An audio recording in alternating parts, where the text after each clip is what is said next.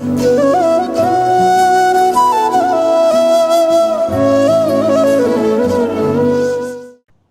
குடிக்கொரு சந்ததியாய் ஆழ்வார்கள் தம் செயலை விஞ்சி நிற்கும் தன்மையடாய் பிஞ்சாய் பழுத்தாளையாண்டாளை பத்தியுடன் நாடும் பழுத்தாய் மனமே மகிழ்ந்து. வேதம் வல்லார்களை கொண்டு விண்ணோர் பெருமாம் திருப்பாதம் பணிந்து என்கிற கிரமத்தை திருப்பாவையிலே நமக்கு காட்டி கொடுக்கிறாள் ஆண்டாள் நாச்சியார். 5 பாசுரங்களாக 5 கோபிகைகளுடைய திருமாளிகைக்கு சென்று அவர்களை எழுப்பி கொண்டு வருகிறார்கள். அதை அனுபவித்து கொண்டு வருகிறோம். இன்றைய பாசுரத்திலே 6வதாக ஒரு கோபிகையை எழுப்புகிறார்கள். திருப்பாவையிலே 11வது பாசுரம். இவள் எப்பேற்பட்ட கோபிகை என்னால், எப்படி கண்ணன் ஊருக்கே ஒரு செல்லப்பிள்ளையாக இருக்கிறானோ அதுபோலே பெண்களுக்குள்ளே ஊருக்கே ஒரு செல்லப்பெண் உண்டு என்னால் அது இந்த கோபிகை.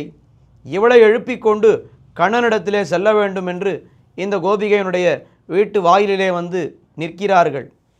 கற்றுக்கரவை கணங்கள் பலகரந்து செத்தார் திரளழியச் சென்னு செருச்செய்யும் குத்தமுன்னில்லாத கோவலர்தம் பொற்கொடியே புத்தரவல்குள் புனமையிலே போதராய் சுத்தத்து தோழிமாரெல்லாரும் வந்து நின் முத்தம் புகுந்து முகில்வண்ணன் பேர் பாட சித்தாதே பேசாதே செல்வப் பெண்டாட்டி நீ எத்து குரங்கும் பொருளேலோரெம்பாவாய்.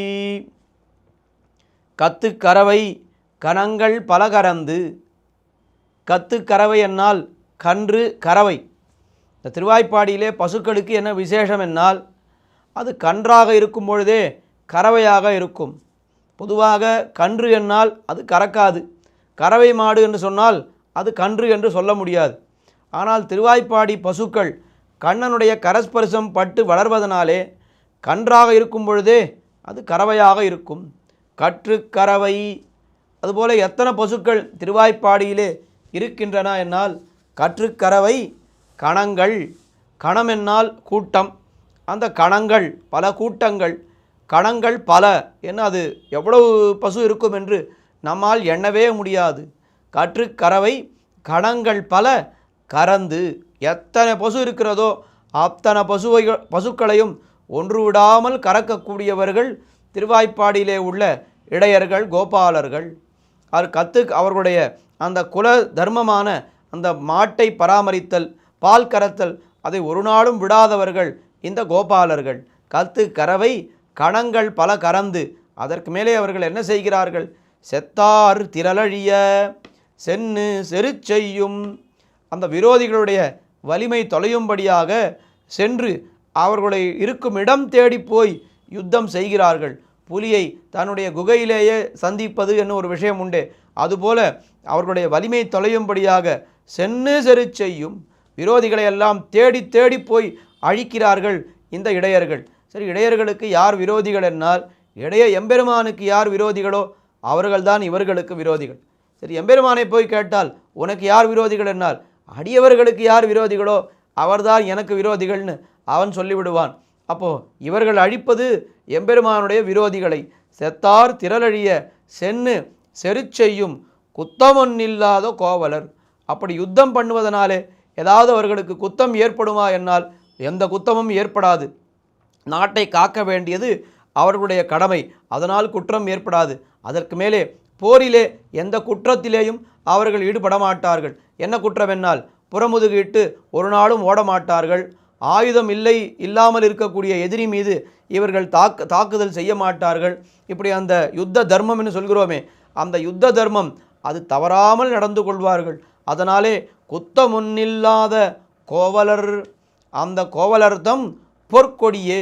அப்படிப்பட்ட அந்த இடைக்குலத்துக்கே ஒரு பொன் கொடி போன்றவளே கோவலர்தம் பொற்கொடியே என்ன இவளை அழைக்கிறார்கள். அதுக்கு மேலே இவளுடைய அழகை வர்ணிக்கிறார்கள். புத்தரவல்குல் புனமையிலே போதராய். புத்திலே இருக்கக்கூடிய பாம்பு, அந்த பாம்பை போலே அல்குல் பிரதேசம் ரொம்ப உனக்கு மெலிந்திருக்கின்றது. புத்தரவல்குல் புனமயிலே போதராய். அழகான மயிலை போன்ற நடையழகு படைத்தவளே நீ போதராய், நீ நடந்து வர வேண்டும். மயிலினுடைய அந்த நடையழகை பார்ப்பது என்னால் ரொம்ப ஆனந்தமாக இருக்கும். உன்னுடைய நடையழகை எங்களுக்கு நீ காட்ட வேண்டும். சுத்தத்து அதற்கு மேலே தெரிவிக்கிறார்கள், எல்லாரும் வந்தாகி விட்டதா என்று உள்ளே இருப்பவள் கேட்கிறாள். அதற்கு பதில் என்ன சொல்கிறார்கள்? சுத்தத்தார் தோழிமார் எல்லாரும் வந்தாகிவிட்டது. சுத்தத்து தோழிமார் எல்லாரும் வந்து நின் முத்தம் புகுந்து முகில்வண்ணன் பேர் பாட. உன்னுடைய வீட்டிலே முத்தத்திலே நாங்கள் நின்று கொண்டிருக்கிறோம். அது எப்பேற்பட்ட முத்தம் என்னால், கண்ணபிரான் ஏதாவது ஒரு கோபிகை கோபித்து கொண்டு போய்விட்டானால் அந்த முத்தத்திலேயே அவன் காத்து கிடப்பானான். முத்தம் புகுந்து முறுவல் செய்து நின்னீர் எத்துக் இதுவென் இதுவென் இதுவென்னோ சுத்தும் குழல் தாழ சுரிகை அணைத்து மத்தும் பல மாமணி பொன் கொடனிந்து முத்தம் புகுந்து முறுவல் செய்து நின்னீர் என்று திருமங்கி ஆழ்வார் இதே கோபிகா பாவனையிலே பாசுரம் பாடுகிறார்.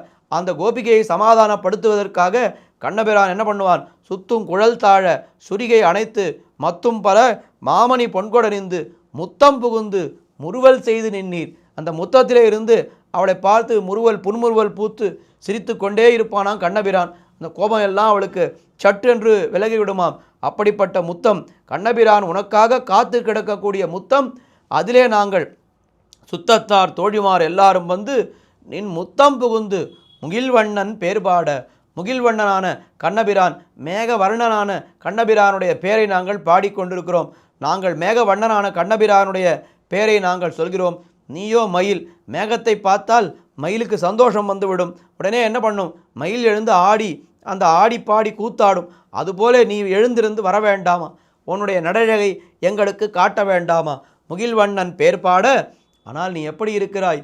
சித்தாதே பேசாதே, சிந்தாமல் சிதறாமல் நீ பாட்டுக்கு உறங்கிக் கொண்டிருக்கிறாய். ஏன் என்று எங்களுக்கு தெரிந்து விட்டது. ஏனென்றால் நீ செல்வ பெண்டாட்டி. கண்ணபிரான் எப்படி இந்த ஊருக்கே ஒரு செல்லப்பிள்ளையோ அதுபோல இந்த ஊருக்கே இந்த பெண்களுக்குள்ளே செல்லமானவள் யார் என்னால் நீதான். அதனால் அந்த ஒரு காரணத்தினாலே தான் நீ இன்னும் சிந்தாமல் சிதறாமல் இருக்கிறாய்.